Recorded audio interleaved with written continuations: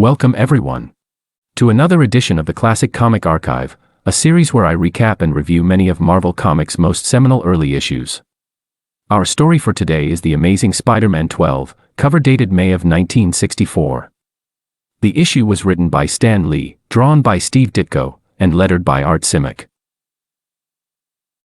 Our issue opens up with a striking splash page, teasing Spider-Man's coming battle with Dr. Octopus, an assortment of wild beasts, and his personal struggles with Betty Brant, Flash Thompson, and J. Jonah Jameson. But to understand how Spider-Man has found himself in such a rut, we must first recount the events of last issue, in which he foiled Dr. Octopus's evil scheme, but was unable to prevent his escape. Of course, J. Jonah Jameson, publisher of the Daily Bugle newspaper, is only fixated on that last part, as in the next edition of his paper, he lambasts Spider-Man for interfering with the police, and for allowing such a dangerous criminal to get away. Finally, having had enough of Jameson's slander, Spider-Man decides to pay the publisher a personal visit. But as he approaches Jameson's office from the outside, he overhears an argument between him and his new secretary. She'd been hired to replace Betty Brant, who'd gotten herself caught up in a criminal scheme involving her brother and Dr. Octopus. But unlike Betty, she can't handle Jameson's constant tantrums and outbursts. So instead of putting up with it, she angrily storms out, remarking that Jameson doesn't need a secretary, he needs a psychiatrist. But luckily for him, as soon as she leaves, Betty walks back in, asking for her old job back.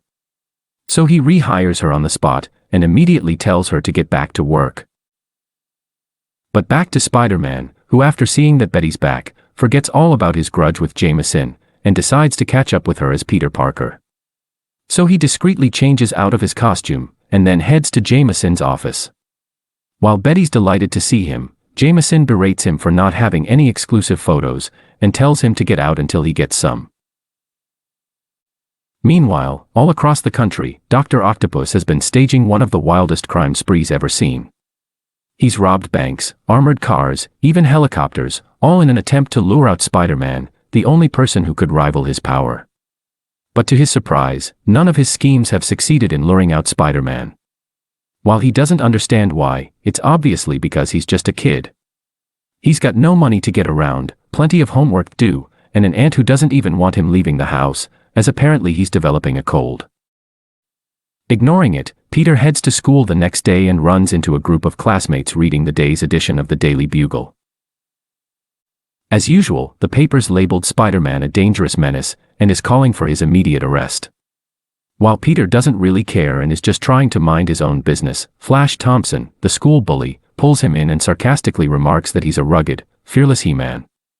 He says this in front of Liz Allen, a popular girl who usually joins in on the bullying, but has stood up for him in the past. She doesn't this time, but just keep that in mind. Anyways, the issue then shifts focus to Betty, as she's picking up a call at work. Strangely, the person on the other end doesn't say anything, and just hangs up. Even still, Betty knows exactly who called her. It was Dr. Octopus. He was trying to see if she was back at the Bugle, and since she is, he now knows exactly where she is. Thus towards the end of the day, as she, Peter, and Jameson are in the same office, Dr. Octopus barges in through an open window, and ensnares them all in his mechanical grasp. Knowing he'd expose his identity if he fought back, Peter bides his time, and listens as Dr. Octopus gives Jameson a special request. He wants the publisher to print a note in an extra edition of the Bugle, telling Spider-Man to contact him. When Spider-Man does, Jameson must reveal to him that he's taken Betty hostage, and is keeping her at Coney Island. If Spider-Man wants to save her, he must come for her alone. With that being said, Dr. Octopus tells Jameson that he can still send a photographer to take pictures of Spider-Man's inevitable defeat. But no one else can know about it, for if the police are told, there'll be dire consequences. With that, Dr. Octopus leaves the same way he came, but this time with Betty in hand. Immediately, Jameson gets to work on the special paper, and the note for Spider-Man. He's not doing it because he wants to help Dr. Octopus, but because he can't pass up the opportunity to photograph his fight with Spider-Man.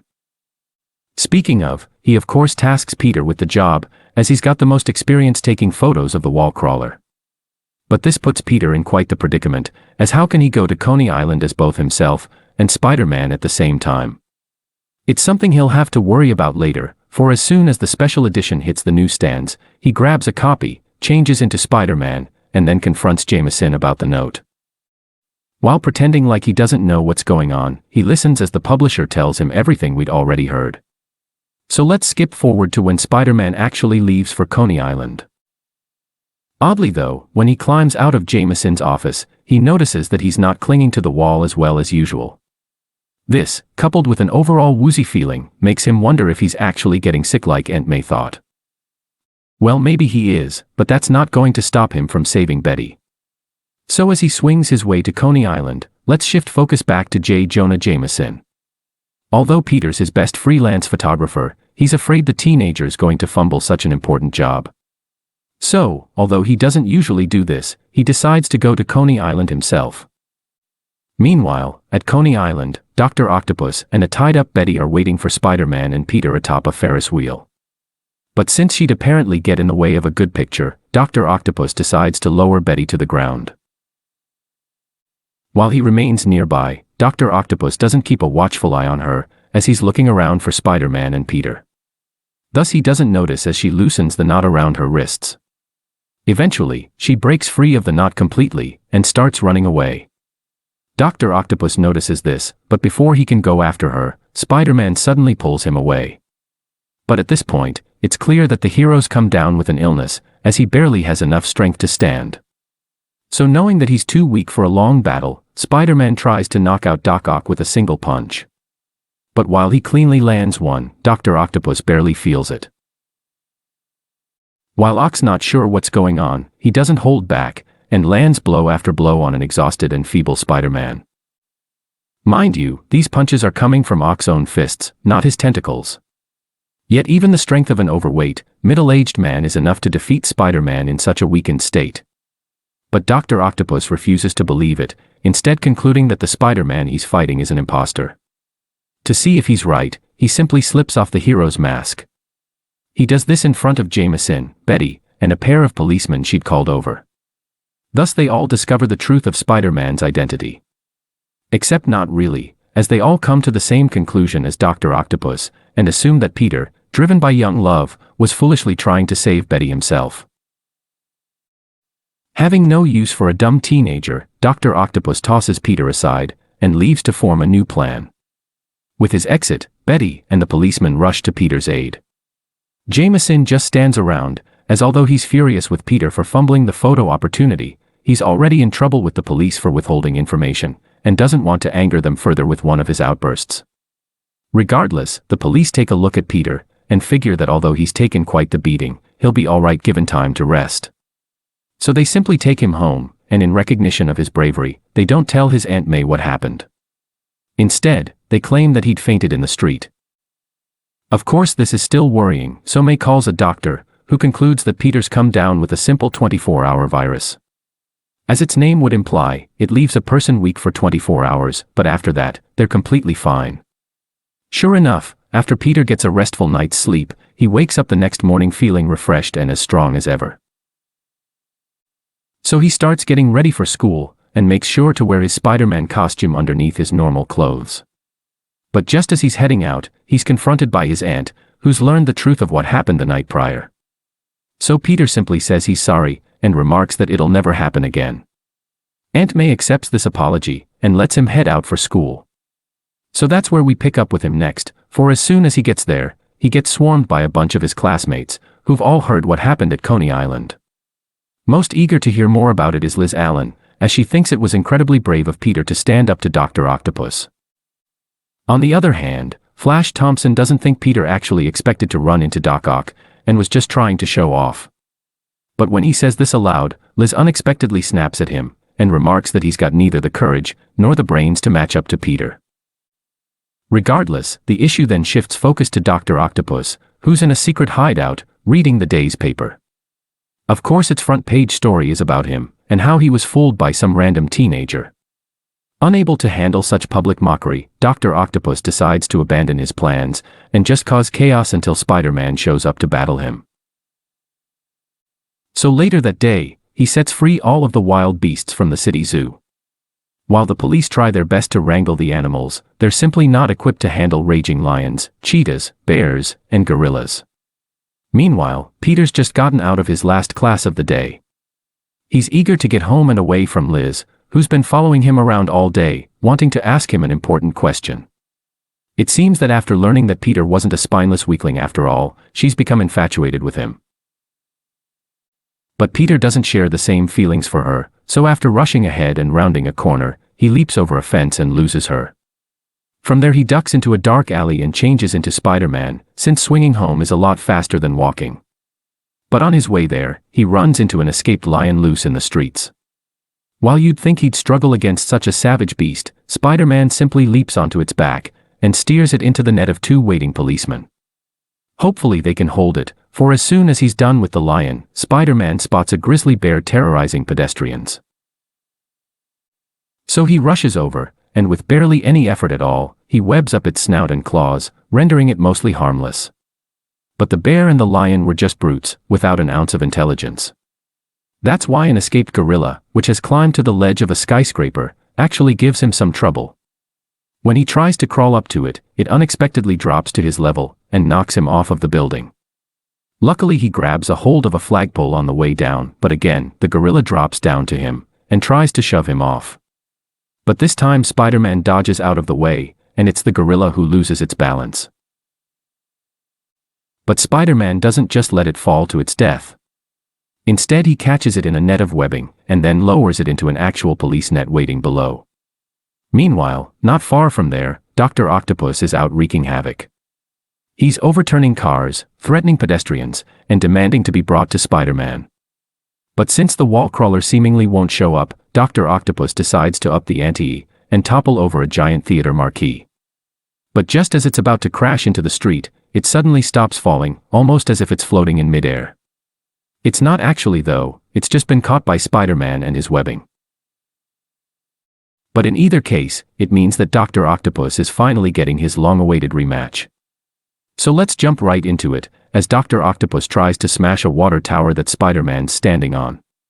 While he only destroys its roof, and totally misses Spider-Man, a bunch of water still shoots out, and soaks the surrounding buildings.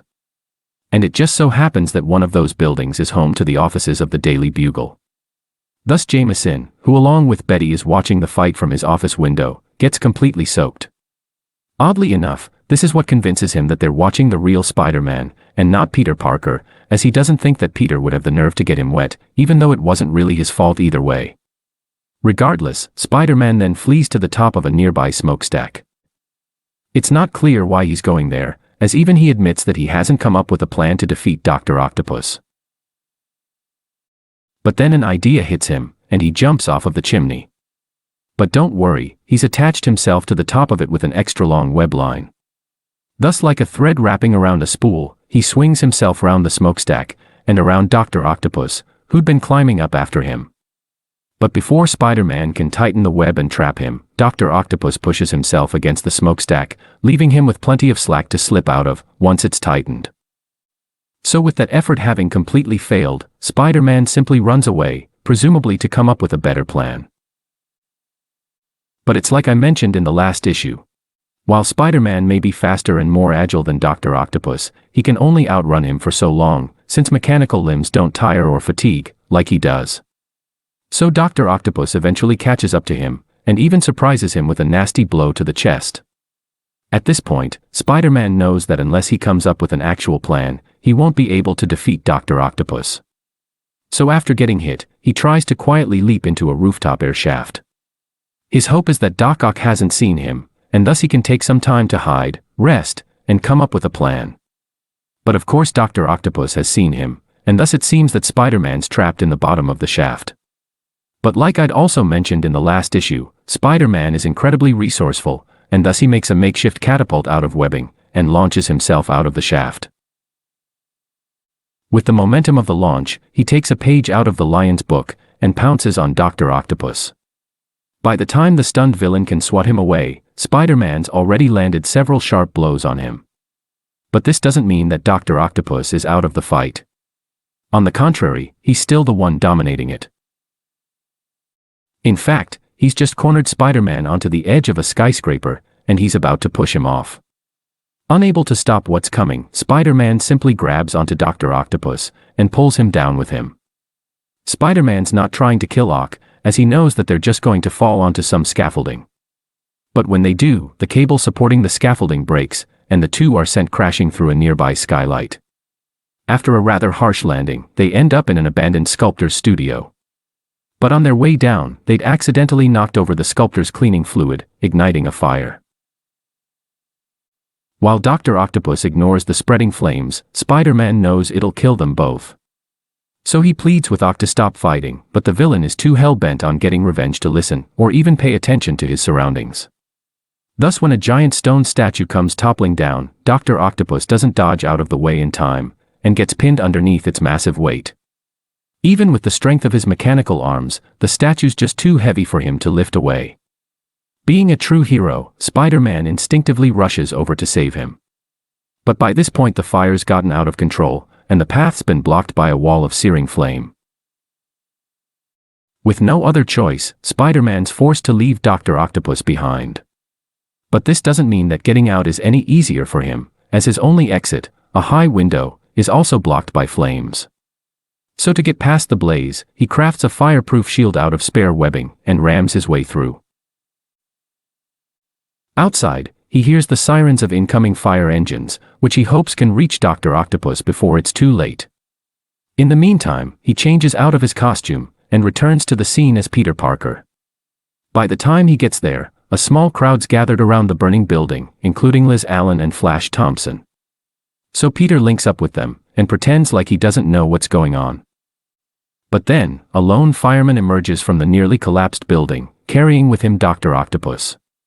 It's not clear what injuries the villain has sustained, but they must be serious, as he doesn't try to escape or resist, and allows himself to be handed over to the police. So back to Peter, who's finally giving Liz enough time for her to ask him her question. It turns out that she's throwing a party later that night, and wants him to come. But he's not interested, as apparently he's going on a date with Betty, although she doesn't know it yet. So in a rare twist for this series, the issue actually ends on a happy note, as Peter leaves Liz to hang out with Betty, and we learn that he'd been sneakily taking photos of his battle with Dr. Octopus the whole time. While that concludes our story for today, Marvel has appended 2 letter pages at the end of this issue. For those unaware, letter pages were once hallmarks of the comics industry in an age before the internet. They gave Marvel an opportunity to respond to the praise, criticism, and suggestions they'd received about their stories. All of the letters presented in this issue were sent by mail to Marvel almost 60 years ago, and cover up to Amazing Spider-Man issue 9. While I won't be reading the letter pages aloud, please take a moment to look and see what readers of the time thought of this series. It's certainly an interesting experience, all of these years later. And with that, we've concluded Amazing Spider-Man 12, and another episode of the Classic Comic Archive. But as always, I would like to offer a brief review of this issue. Overall, I thought that this was a fairly solid story. While it didn't have the emotional depth of last issue, it did have great action, some character development for Liz, and all told was just a fun and simple adventure. I don't have much else to say, so let me know what you thought of this issue and the video, and feel free to suggest other classic comics for me to cover. Thanks for watching.